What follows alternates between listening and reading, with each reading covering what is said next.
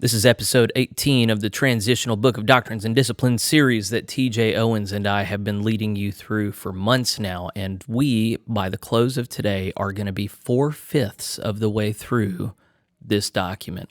A lot of people have actually been on the ride with us, and we've had excellent commentators and people giving feedback all the way along. We hope you find this engaging. Even if you don't, we hope it's really helpful for you in preparing for the convening conference that's coming up in September, where we are going to be collectively augmenting this document. And as a general reminder, the reason why this is worth doing is because the shared document that we all have in common needs to be honored, and in order for it to be honored, it needs to be known.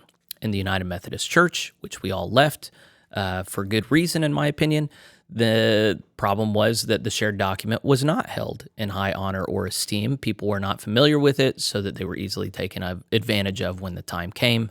Let's not reproduce that error. So we began part 6 last week on conferences.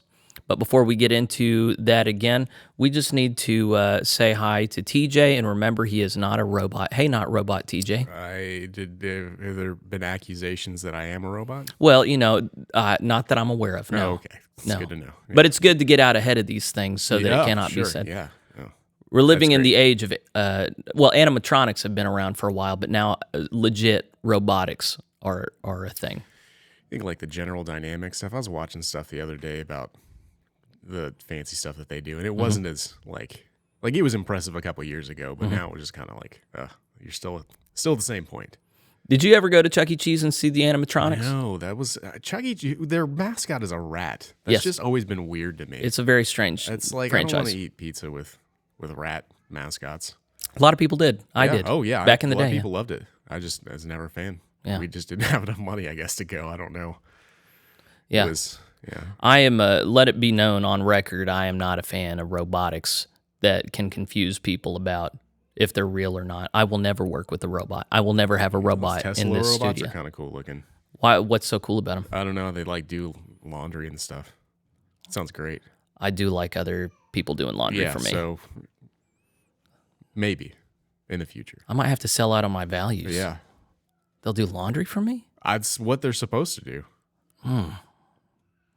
Anyways. That's not what this is about. So you have your own opinions on robotics. There's nothing in the Transitional Book of Doctrines and Disciplines about robotics. That was clearly just something to distract before we get into this riveting content here. We are in paragraph 610 on the organization of annual conferences.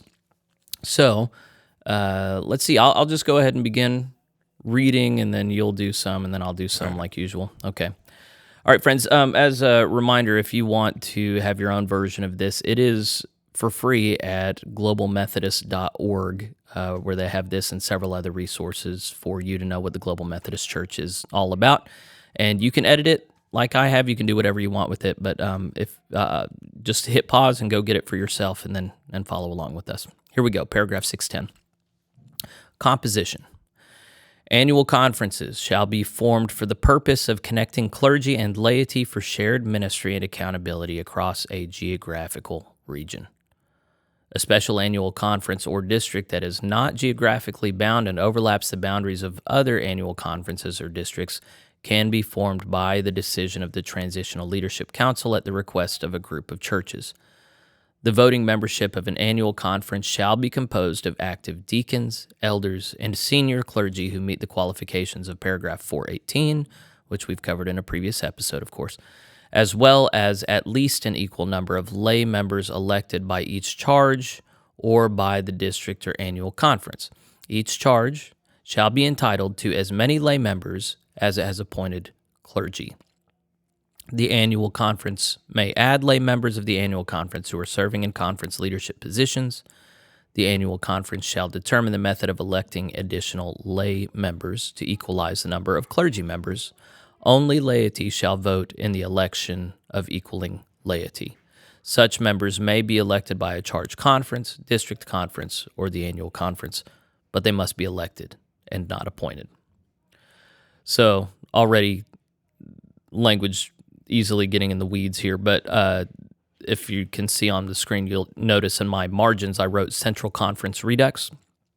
And that refers to a story in the Methodist Church, which was the predecessor denomination to the United Methodist Church, where they had a jurisdictional system, and one of the jurisdictions was the central jurisdiction, which was only for black people, which, of course, the word for that is segregation. But the notion behind segregation was black people and white people are culturally different, give them their own spaces, don't make them mix. Of course, right now, this is still a conversation in our culture.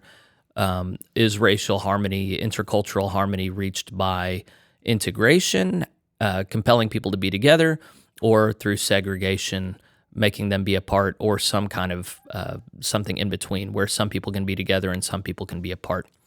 TJ, any thoughts on that before I present how this is already impacting the GMC? There's not going to be a whole lot of different stuff between this and the UMC, is there? In this whole section? The whole section on annual conferences. There's a lot in common, but I think there is a good deal different. Okay. I guess the last thing that jumped out. I'm going to stick with the racial thing first. So if you have nothing to say, okay, I'll just say. I was just going to mention that sounds vaguely familiar. Okay. So we'll come to the representation thing, but in the GMC, of course, we're trying to be a global denomination, which means it's going to be a lot more than white North Americans. But in North America, we have a lot of constituencies that are not Anglo. In the United Methodist Church, white people have been consistently emotionally taxing for ethnic minorities. So in the Global Methodist Church, there is a contingent of Korean Methodist churches that have said, we want to have our own annual conference rather than having to join as a minority all these Anglo annual conferences in North America. Really? Yeah. So not a fan. Say that again? So not a fan. You're not a fan of this plan. That just seems... Sympathetically, when you think about, okay, all these white people that ran the United Methodist Church, they would say one thing with their lips and then they would do another thing with the documents they crafted and the ways they exercise power. So looking at the United Methodist Church right now, it's majority African, but at the representation level in General Conference, majority white North Americans. They say that they take African input, but every document they generate seems to be for the benefit of progressives. When your experience of white people is, we have the money, we want the power. You have Mark Holland and United Methodist UMC, mainstream UMC, he says, we give 99% of the funds. We are not going to let non-Americans dictate how we're going to live. If that's their understanding of white people, I think it's understandable that they say, you know what, white people, we've had enough of you for a little bit. How about you just let us have our own conference and do things our own way? Yeah, I disagree with the premise. If you're automatically going to, this is a white people problem, then that's a problem. Okay. Yeah. So.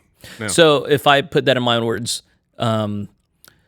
any ethnic group or people in general are all equally predisposed towards selfishness and self-justification. If we're imagining that this is a white people only problem, then that presupposition right there is fundamentally flawed. Right. Yes. Because if you're viewing your fellow Christians through that lens, I have a problem with that. If that's automatically what you're going to. Not that we are all self-interested, but that white people are uniquely self-interested. Yeah, if everybody's self-interested, I think that's sure. I have no problem with that. But if white people or black people or Asian people are particularly self-interested and should be in their own annual conferences, then you're just recreating regional conferences in the UMC. Even if it's not that, even if it is, okay, there's a majority, say there's an African context where there's an annual conference that's majority one tribal group, and there's a minority tribal group that is just not, this majority doesn't share power well. Give us our own annual conference and we can represent ourselves. This can set a precedent for making sure that every minority pretty much has its own annual conference. Does that strike you better? Are they doing that where they're dividing tribal areas up into specific annual conferences? Because that also seems weird to me. Not yet, but I can speak to Nigeria. That's where I have the most friends, and there are different tribal groups that jockey for power and try and get their representatives at the top. I can't tell you their names right now because it's distance, but I had a friend walk me through the different tribal divisions and how much anxiety that causes around bishop elections in particular. And yeah, you better believe that if the majority gets another bishop in position, there's going to be a minority saying, "Hey, just let us split off and become our own conference." I would have to hear more about that particular situation. If it's a tribal area, that maybe I might give a little credence to that. But if we're just talking about, we've got some Asians that came over here, or we've got a random group of white people in Asia or Africa for whatever reason,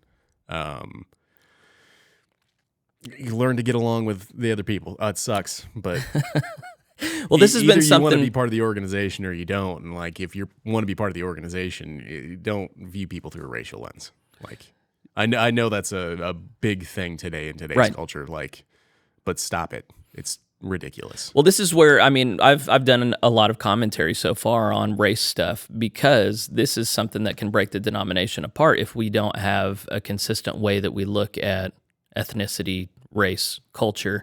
If we allow for an anti-racist framework that says the future is only good if we allow for separate protected spaces of different ethnicities, that is the opposite of the classical liberal colorblind. No, we all need to share in a common culture of Christ. Well, if you start the division now based on race, where do you think it's going to go? You think it's going to magically get better? Yeah, there are a lot of people. Okay, so you remember that guy Ryan that we had in the Lutheran. Sure. You remember we had lunch with him, and he made the case for, hey, integration is not working particularly well. There's a lot of misery. Let everybody have their own spaces, and we'll get along better. Well, yeah, but his excuse was to preserve specific cultures. Well, yeah, and that's exactly how I'm sure the American Koreans feel. Either it's a melting pot or it's not in the United States. I guess that's a United States context. Yeah, well, and this is what's behind the regionalization push in the United Methodist Church. Do y'all see how this is all connected? The regionalization push is arguing, look, we can't be a melting pot. We need to allow for each region, each ethnicity to maintain its culture. We shouldn't be breaking down cultures. We should let the church look different in different places. I mean, you can keep your culture. I have no problem necessarily with that, because Christianity transcends culture. Like, it's not, your morals shouldn't change based on your culture. Like your Christian morals, Jesus doesn't change based on where you are. Yeah.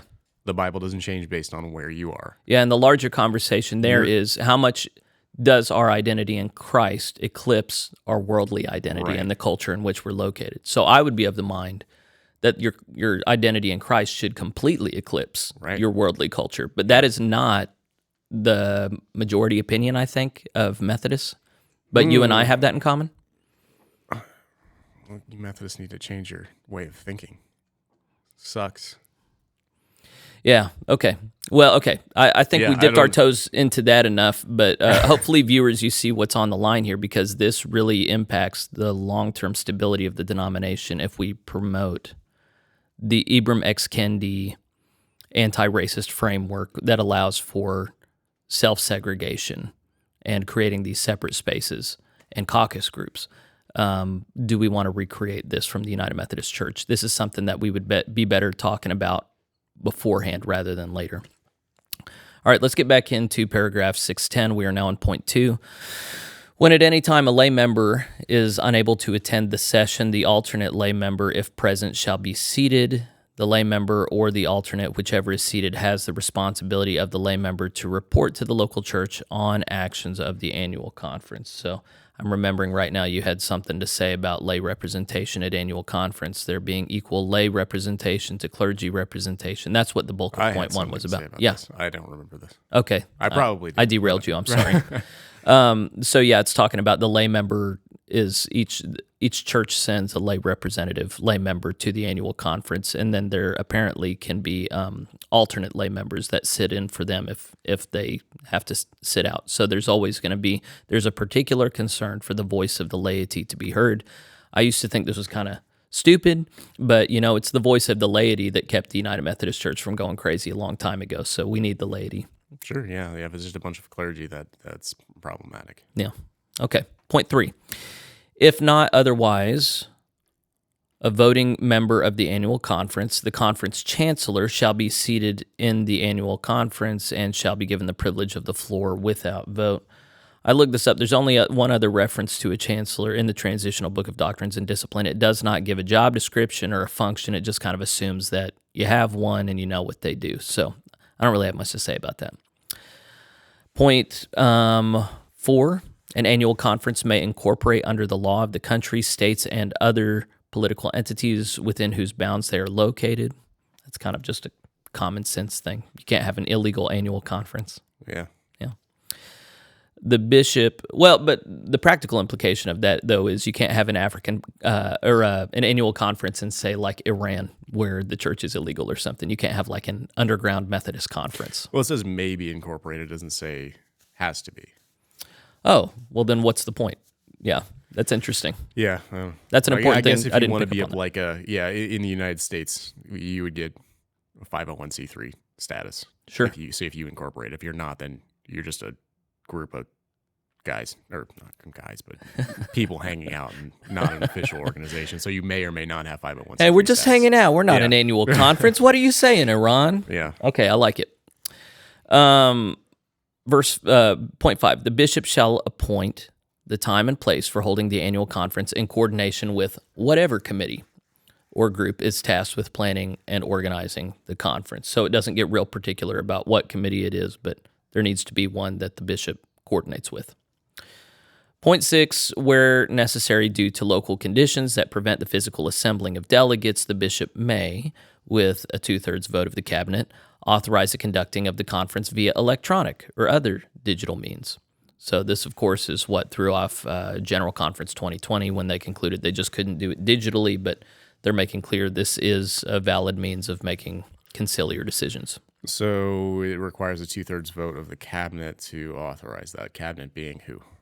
Yeah, the cabinet was the bishop plus the Superintendents? District superintendent? presiding elders. Right, because this is the GMC. Yes. Yeah.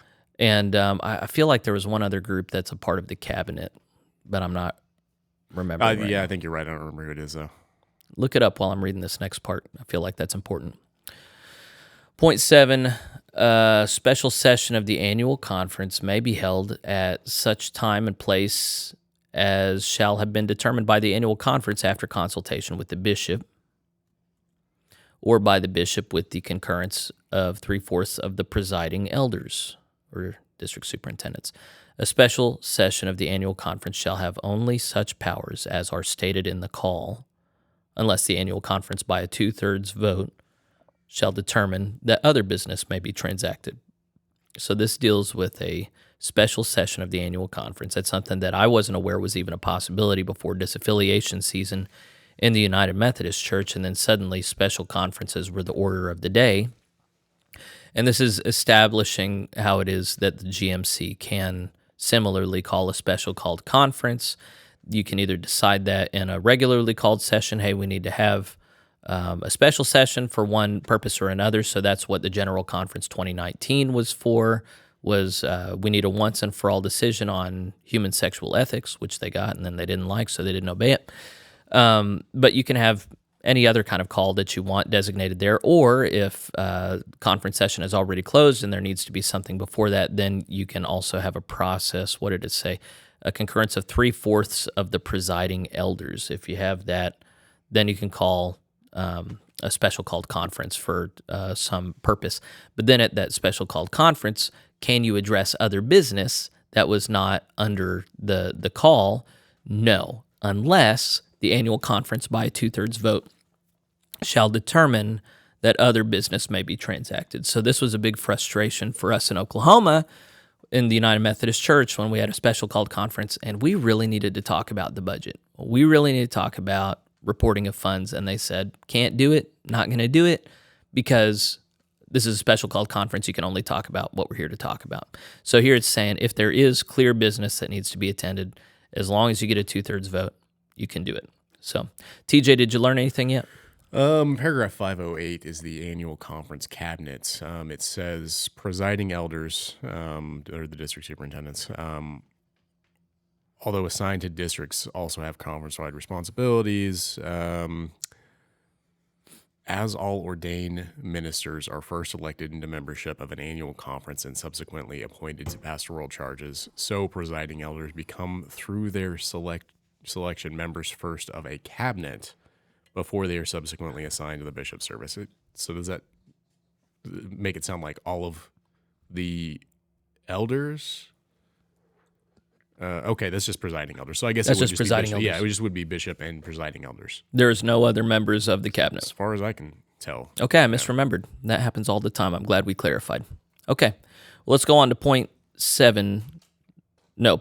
8 now, under paragraph, what is this, 610?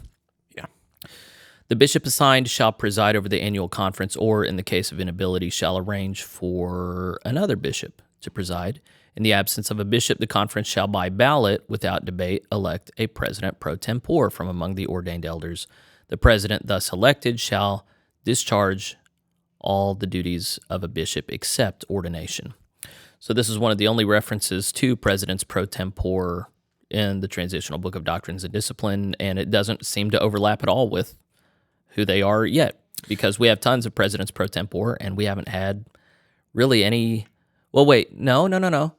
We did elect them. Did the TCAT elect our? I feel like the TCAT. The bishops?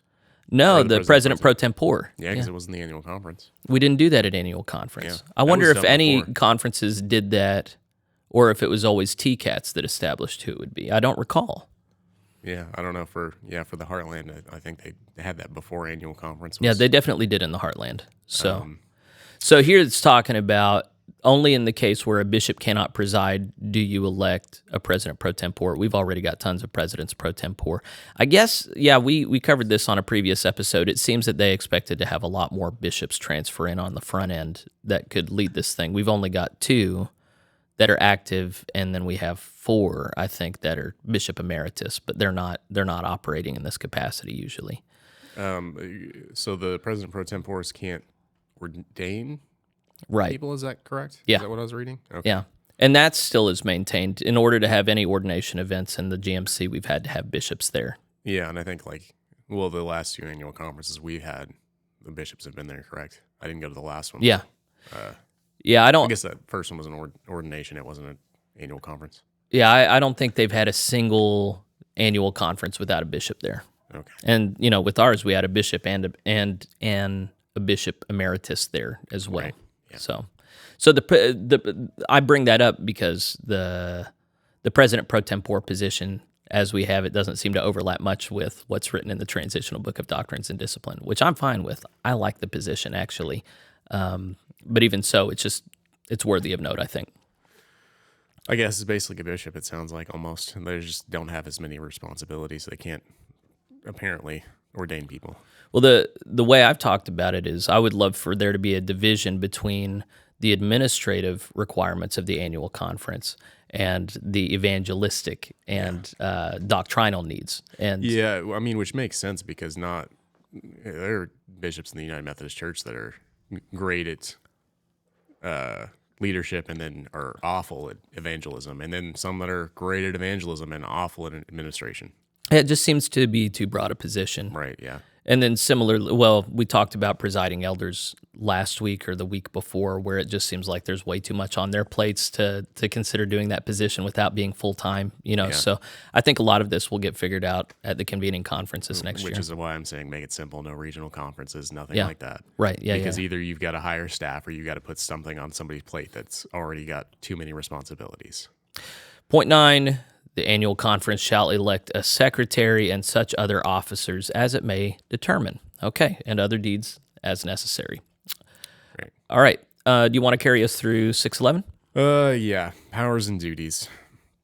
Annual conferences shall be formed for the purpose of connecting clergy and laity for shared ministry and accountability across a geographical region.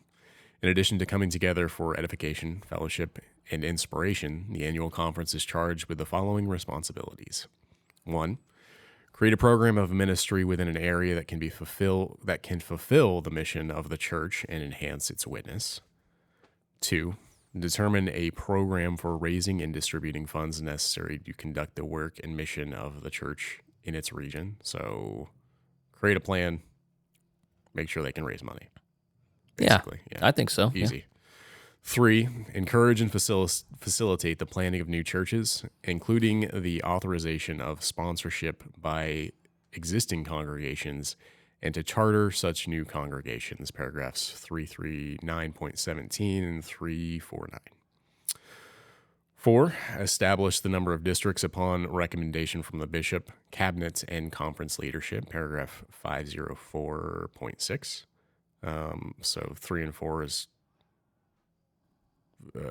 create new churches. 3 is create new churches, and 4 is districts. Yeah, districts, create districts. Yeah. Makes sense.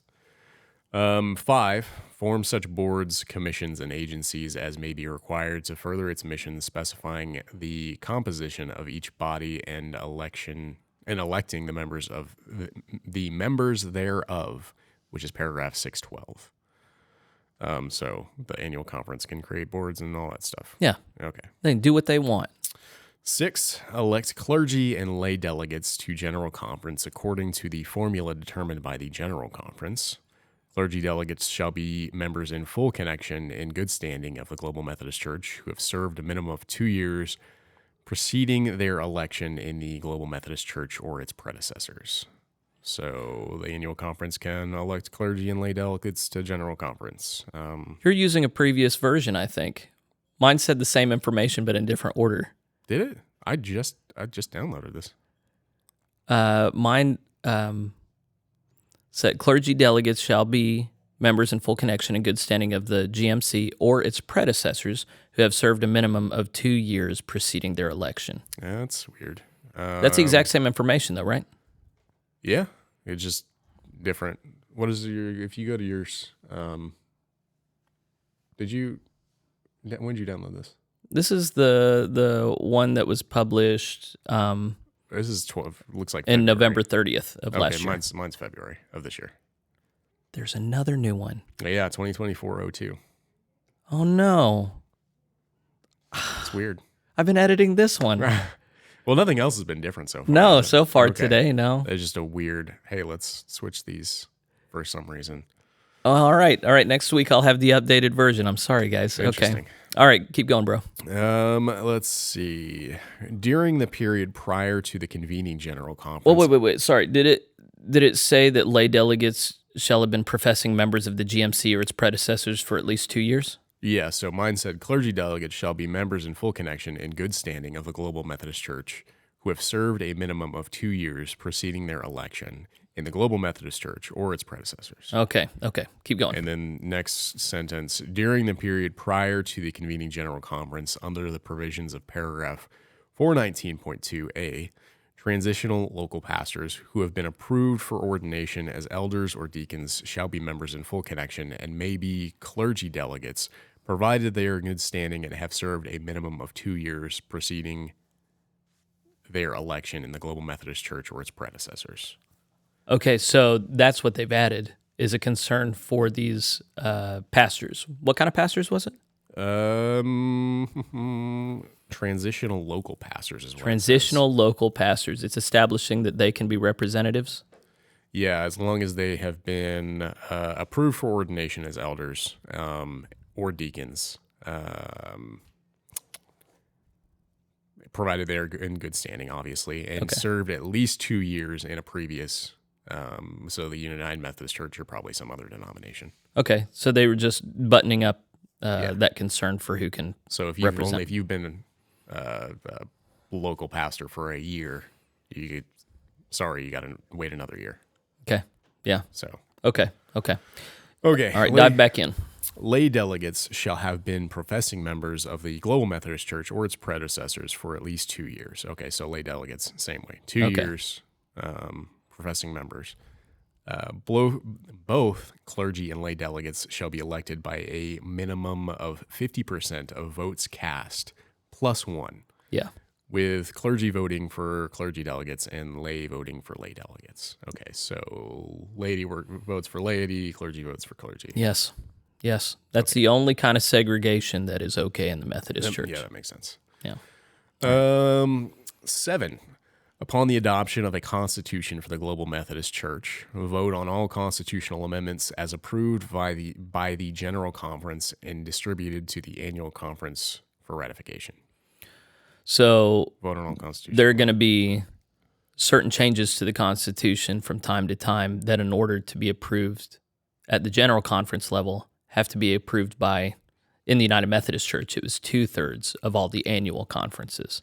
So that's just to say, when the annual conference gets together, sometimes there will be legislation sent down to them from the General Conference that they need to concern themselves with. So, okay, so if the General Conference creates an amendment, the annual conferences then have to vote on it if it's passed at General Conference? Only if it's not all amendments to the Book of Discipline. I think it's only amendments to the Constitution of the denomination. Okay. So big deal ones get sent back to the annual conferences after it's already approved by the General Conference. And how many of them have to, like, do all of them have to pass that, or a certain number of them? I think 2/3. So In the United 2/3. Methodist Church, it was 2/3. I'll be surprised if they mess with that number, but they can do it. Okay.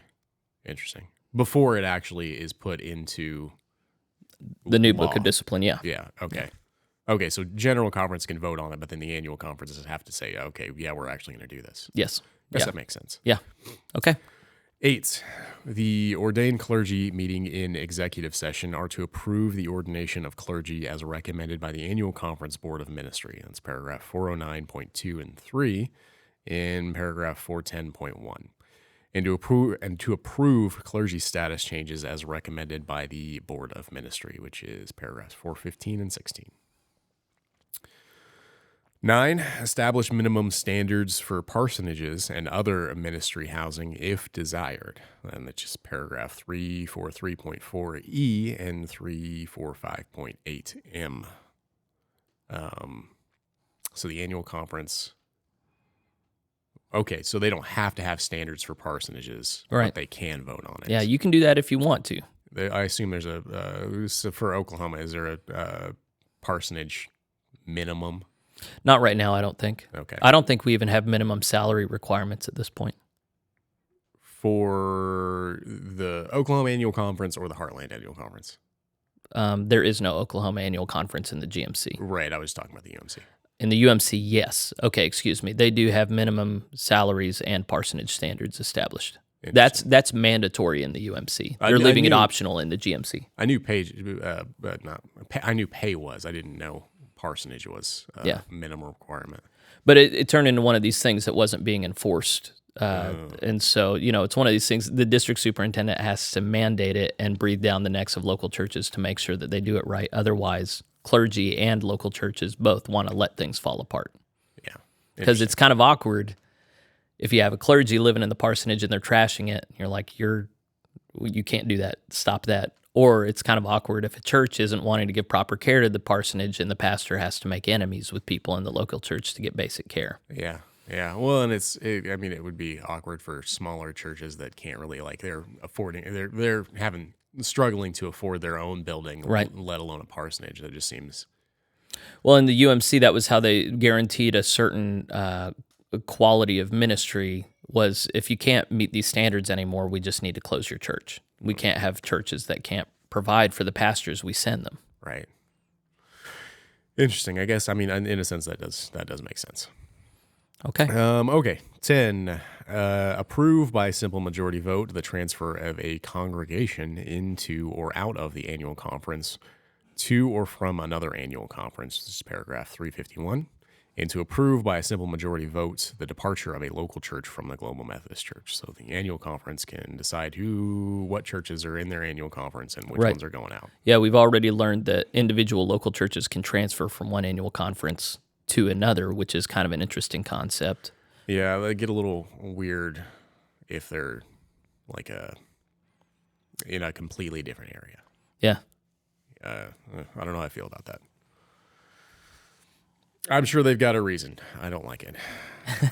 11, maintain the records of the annual conference, including the records of closed churches, which is paragraph 328.7, an annual statistical report from all local churches, paragraph 330 and 339.10.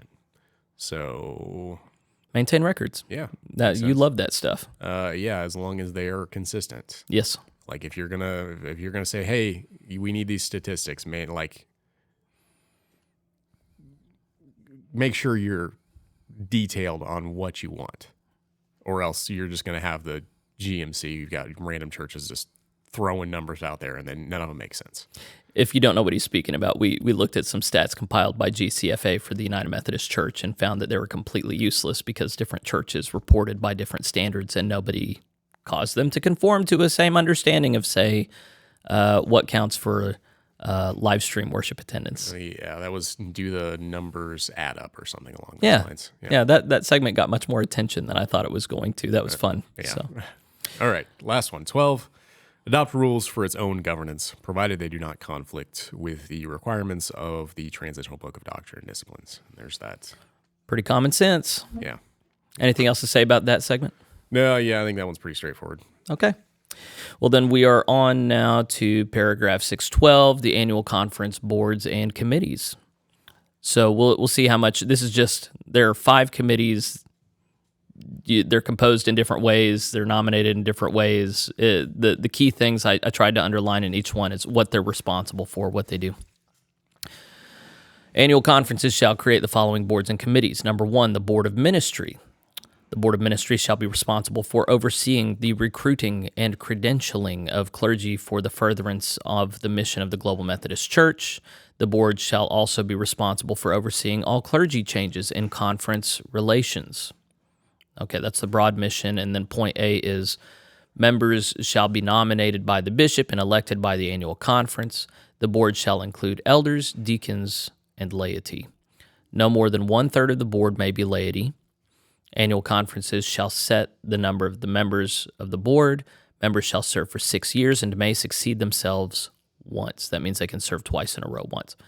Notwithstanding other provisions of the Transitional Book of Doctrines and Discipline, deacons and laity on the Board of Ministry may vote on the ordination and conference relations of all clergy candidates.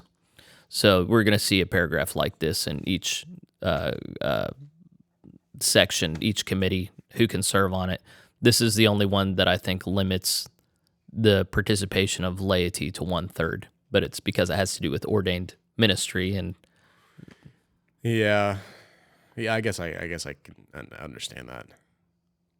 Well, good. If TJ understands it, well, there's nothing more to be said. In the sense that, like, I feel like a clergy member would be more versed on the requirements and would be able to ask better questions in a broad sense than a lay member. Yeah, you would hope Sometimes, so. not always, obviously.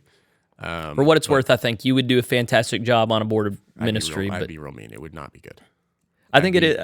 Well, Nobody's getting in. I was just gonna say I appreciate this paragraph. It gives definitions, and that's what I like. you always keep me guessing what particulars you're going to like and what ones you're going to find unnecessary. But yeah, I agree it's necessary. All right, point B. If a member of the Board of Ministry cannot serve for any reason, the bishop, in consultation with the cabinet, shall appoint an interim member to serve the remainder of the unused term. The annual conference shall confirm the interim appointment at its next meeting. So this is something that varies from committee to committee as well, whether it's the bishop or another committee that can put a member on midstream, and what process they use. They change it for each one. Point C, the Board of Ministry shall elect from its members a chair, vice chair, secretary, and any other officers it deems necessary. Election shall be by simple majority and shall be for a term of years to be determined by the annual conference. I think this is exactly the same from committee to committee. But we'll see on our way through. D, the Board of Ministry shall establish subcommittees and teams to assist in its work. So that's kind of and any other tasks necessary. Yeah. Are there any huge differences between this and the one in the UMC, other than like I term limits? I didn't do that comparative work. You're more versed with the committees than I am. Right. Yeah. I don't know what. What I will say is I think that I would be very surprised. There's only 5 committees here, and the last 2 are concerned with judicial process, and I don't think that's the case in the United Methodist Church. I think they only have 1 concerned with judicial process. Interesting. How many? Do you know how many there are in the UMC? Not off the top of my head, no. I wouldn't even venture a guess. That's how. Well, and so in, like, say, the Oklahoma Annual Conference that I came out of, I'm sure there were other committees, but whether or not they were designated as required by the Book of Discipline or they were additional ones that the annual conference created on its own, I don't know. Okay. All right, that's the Board of Ministry. 2 is the Episcopacy Committee. The Committee on Episcopacy shall be responsible to support the bishop. That's basically it. In the oversight of the spiritual and temporal affairs of the Global Methodist Church, with special reference to the area where the bishop has residential responsibility. Point A, members shall be nominated by the Conference Leadership Committee and elected by the annual conference. The committee shall include equal numbers of clergy and laity. The annual conference shall set the number of members of the committee with a maximum of 12 persons serving at any one time and no less than 6. Members shall serve 6 years and may not succeed themselves. No member of the conference staff or member of the bishop's family shall serve on the committee. The bishop shall serve on the committee with voice, but not vote. So all of these factors are different from the previous committee and all the other committees. Yeah, so this one, you only get to serve for 6 years. There's no second term. Mm-hmm. Well, There's only, it's half clergy and laity. Go ahead. Yeah, I was just going to say, it says to support the bishop. Yeah. In the oversight of the spiritual and temporal. Yeah. So it's like basically it's not the bishop's staff. The bishop doesn't have a staff. No. I don't know if they do or not. I guess it's going to be. I think it's intentionally broad. I think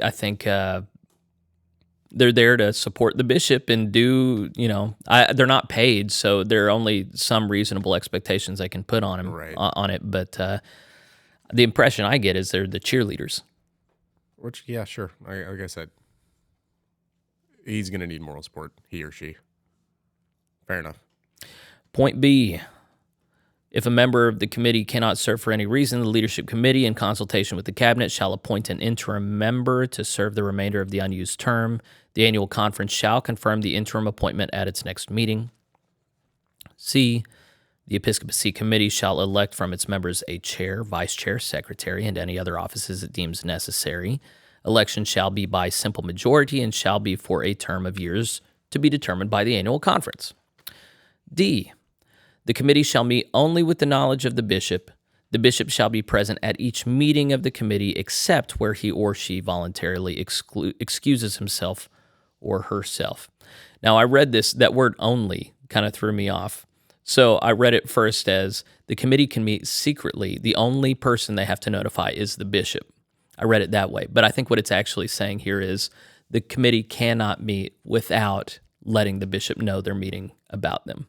The bishop has to know about the meeting. Yeah, how did you read it the first time? I read it as they can hold secret meetings and the only person that needs to know about it is the bishop. So like, say you want to give the bishop a raise to like $2 million, but you don't let anybody else know about it. Just, hey, bishop, come, we're going to talk about it privately, and then we'll just notify everybody the conclusion we came to. My concern is transparency. I want all of the conference committees to have open meeting rules where everybody can be aware of it and see the minutes and have input. And I was thinking that this was like guaranteeing that they could have secret backroom meetings that nobody hears about. It doesn't say about. that they can't. It just says the bishop has to know. Yeah.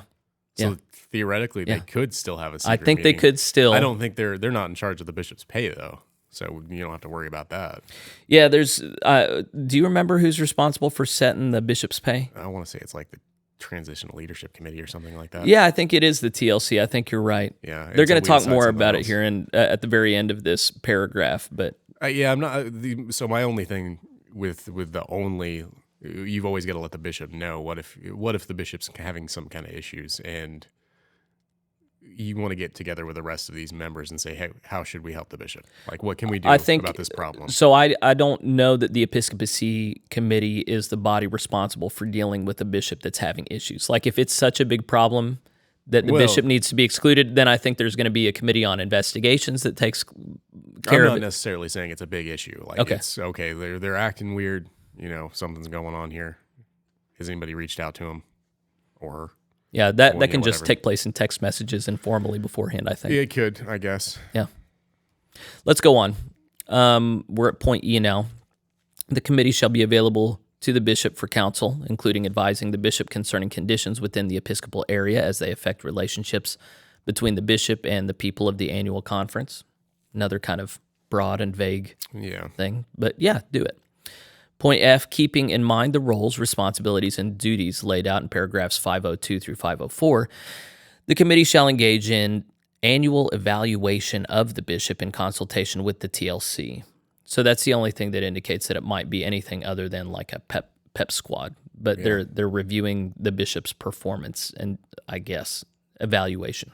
Yeah, I'd like to see, like, you got an evaluation for him. Like, what are you looking for? Is it just like, oh, you're buddies with the bishop, so you're just going to give him flying colors? Like, be critical, or it means For those who concoct the forms for the GMC, make sure to send a copy to TJ Owens. Be great. I'd like to see that. Point 3, Finance and Administration Committee. This is another committee. The Finance and Administration Committee shall be responsible to develop, maintain, and administer a comprehensive and coordinated plan of fiscal and administrative policies, budgets, procedures, and management services for the annual conference. So maybe they're the ones creating these forms that you would like to see. Well, that would be in reference to, like, they're going to be definitely budgets. creating a lot of the forms. Whether or not this is the evaluation form for the bishop, I doubt it.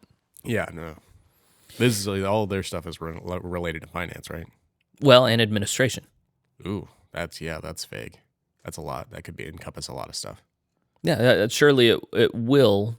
Yeah, I wonder where they're going to draw those lines. But yeah, I mean, this is like GCFA in the United Methodist Church.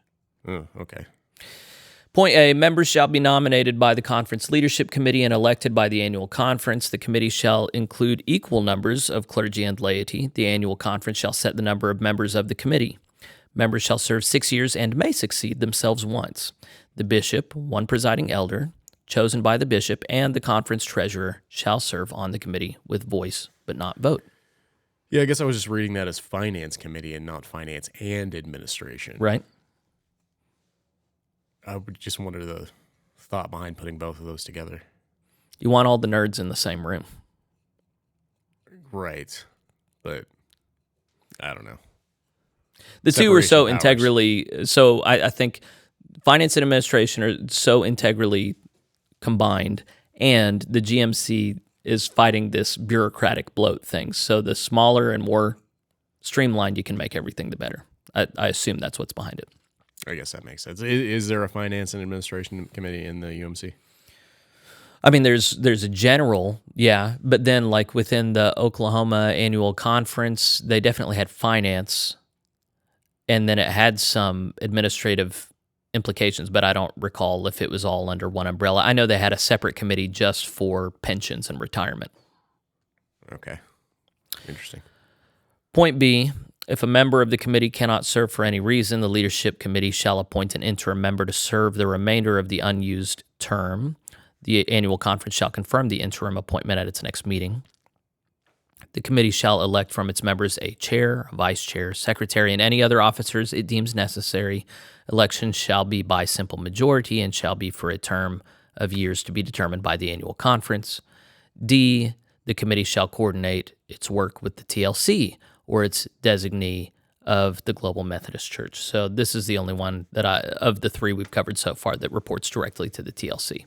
Okay. And these don't have term limits yet, right? Is that... No, I think there were term limits. I think it was 6 years.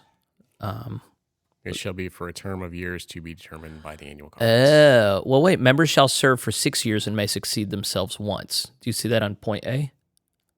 Oh, what am I looking at? So I was looking at C. Oh, okay. So within the committee, the chair, vice chair, and secretary serve for a certain amount of time determined by the annual conference that may or may not correspond with a 6-year period. Yeah, it would be weird if it was more, right? Because if you can only I don't think it would be more. Okay. All right, let's go on to the fourth committee, the leadership committee. Point 4, the leadership committee shall be responsible for nominating clergy and laity to serve on annual conference committees and boards. So this is like the nominations and leadership development committee in the local church. Okay. There's almost a one-to-one correspondence with this. This is the board that picks who's going to be on the other boards. Yeah. Okay. Yeah.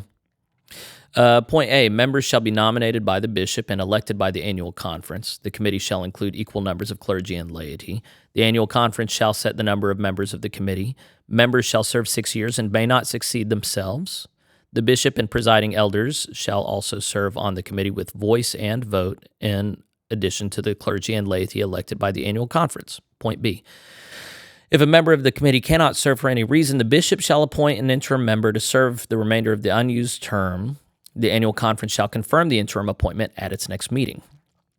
Point C, the bishop shall serve as the chair of the committee. So this is the one-to-one correspondence in the local church.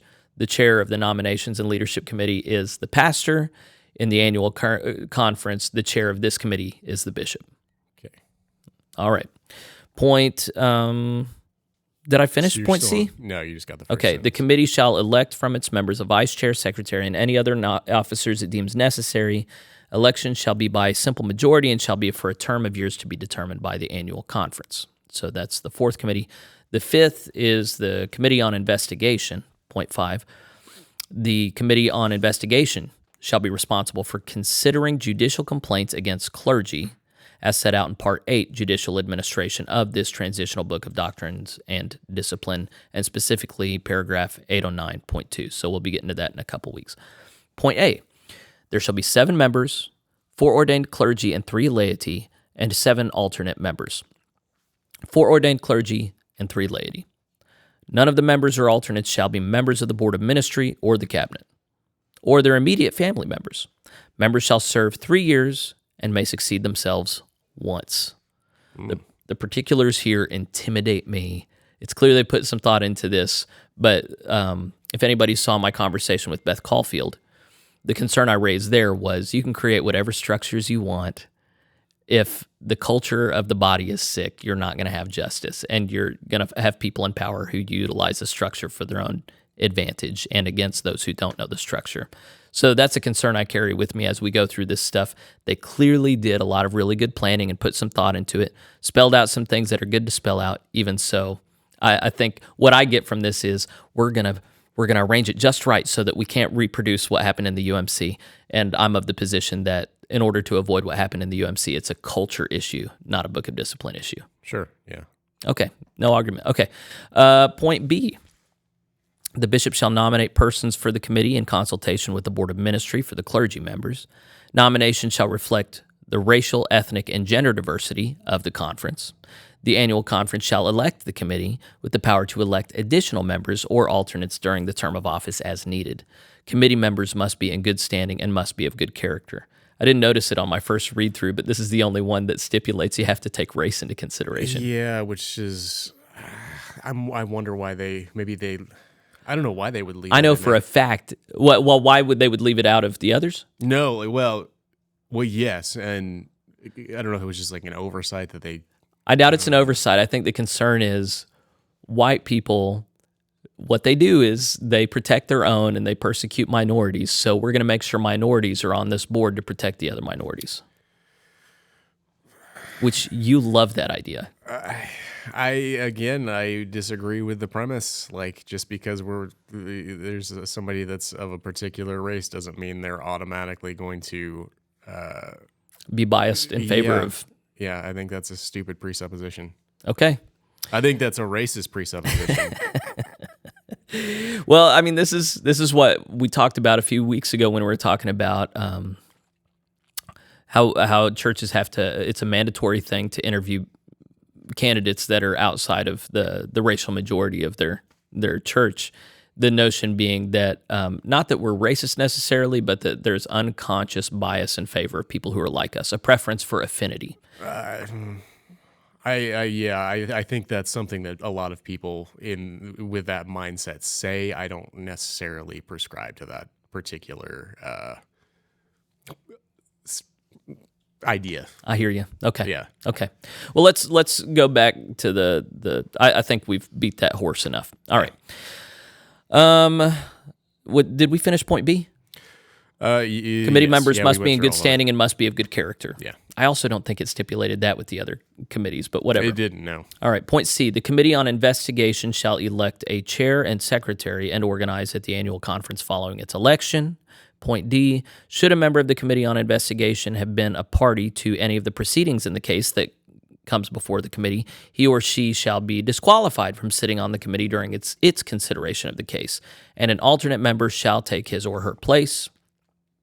E, 4 clergy and 3 laity or their alternates seated as members of the committee shall constitute a quorum.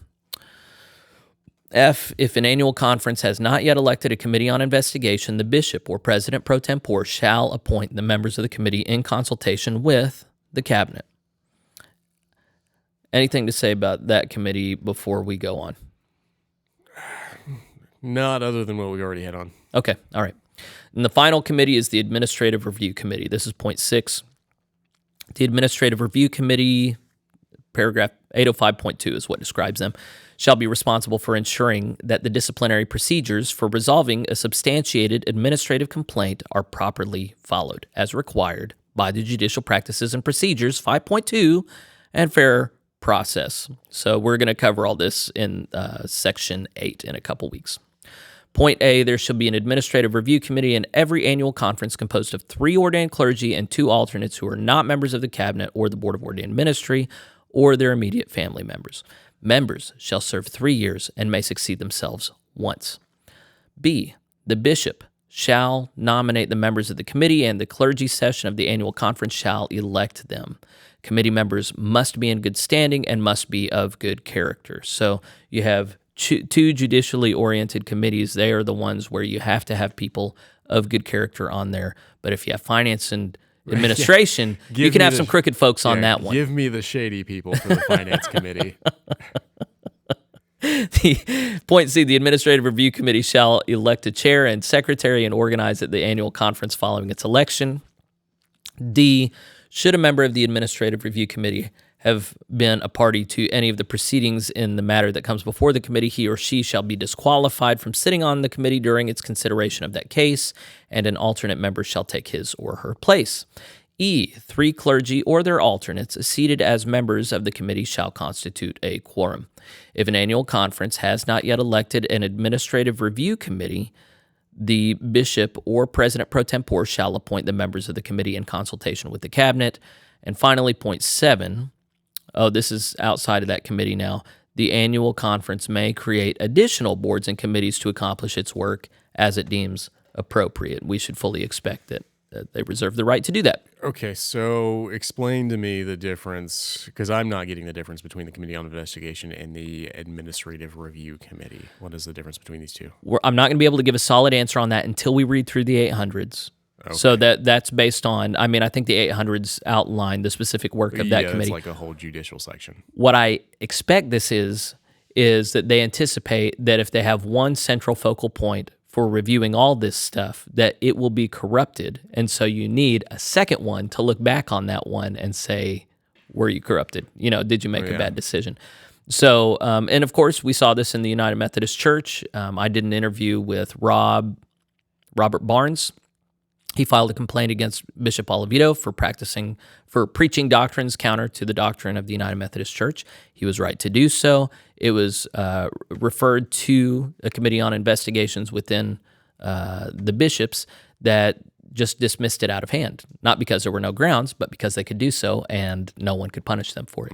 So here it's establishing a body that stands outside of the initial body that can overturn decisions, that can reprimand or punish people who made the wrong decision. That's what I understand it to be. Okay.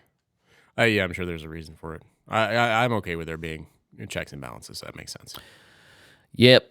Okay, well, we've got one more paragraph. I know we're pushing time, but I want to finish Section 6 so that we can... We were recording for a little bit before we... Yeah. So we're going to go a little bit over, but we'll be fine. So we'll finish Section 6. Go ahead, buddy. 613, Transitional Provisions. 1, the annual conference should establish a funding percentage for its local churches to support the work of the conference, including providing for the costs of the bishop, which is paragraph 611.2 and 505. Efforts should be made to minimize conference funding in order to allow maximum resources to remain in the local churches. Support for ministries within and beyond the annual conference should not be included in such funding percentages, but be raised as mission giving from individuals and local churches. The conference should take into consideration any guidelines offered by the Transitional Leadership Council on the setting of the funding percentage. The general church funding percentage shall be set by the Transitional Leadership Council without adjustment by the annual conference. I highlighted that last sentence. So I think what this is doing, when it has transitional provisions, I think that's saying, how are we going to go ahead and decide how money is moved before the convening conference? So the TLC is going to make that decision, and if annual conferences meet before the convening conference, they can't change these decisions. Okay. I mean, I guess that makes sense. Yeah. Yeah, I don't have a problem with that.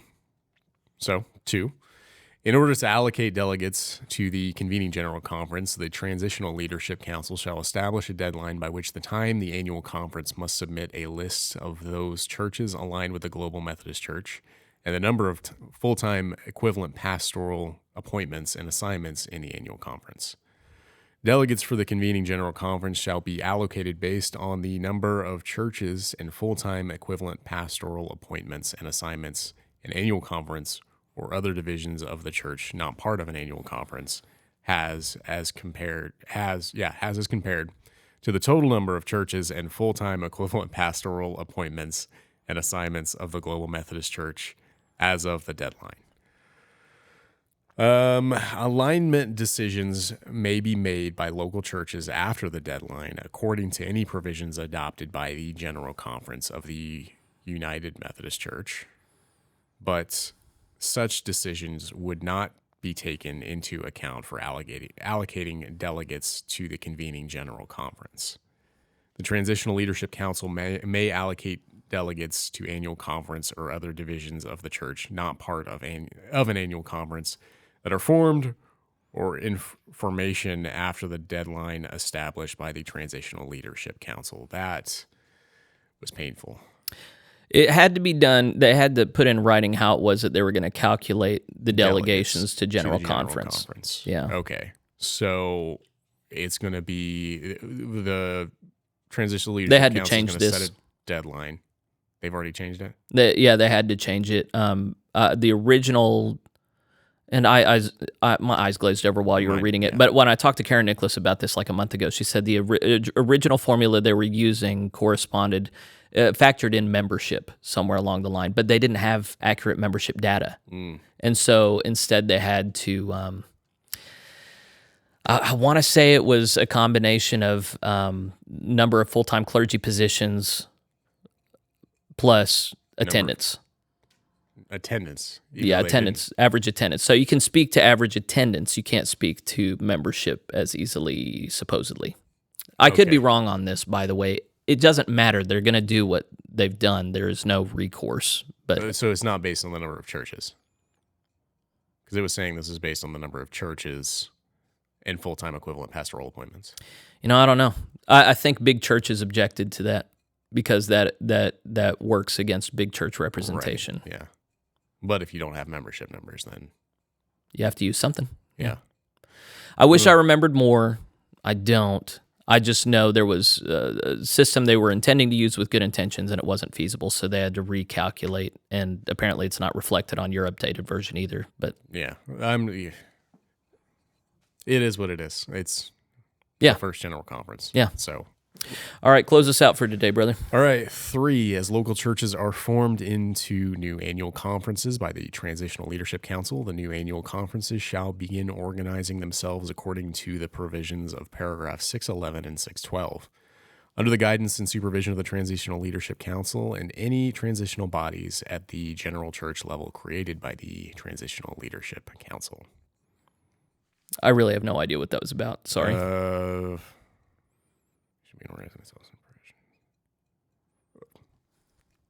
The Transitional Leadership Council is basically going to decide where the annual conferences are, is what I got from that. Fine by me. Yeah. All right. Well, we have made it through 81 pages of, I want to say, just barely over 100. So we've closed out 4/5 of this thing. Part 7 deals with connectional organization. We'll be dealing with that next week. In the meantime, we are fully aware that we are not giving full analysis as a lot of this stuff deserves. Part of me really wanted to nerd out and create like a chart that compared the different features of the 6 different annual conference committees. I'm not going to do that. Any nerds, go ahead and put that together. Send it to me. We'll make sure you get put on your conference's Board of Finance and Administration. But especially if you're shady. Yeah, and make sure that you're shady too as you send this to us. We want to see your criminal record, right? Yeah. And so I shouldn't joke about that. I'm sorry. Anyway, we appreciate the feedback of people. We want to know your thoughts. If we said anything wrong, then correct it, and we'll try and make sure we come back and correct it on the next episode. But we appreciate everybody's engagement, and we hope that this is a resource that people use as they approach the convening conference. We hope that months down the line, y'all are recommending this to other people who are wanting to get familiar with the different petitions submitted and how they impact the structure that's already in place. So I've talked enough. We're going to take a break. We're going to be done for today. Thanks for spending time with us. God bless you. We'll see you next time.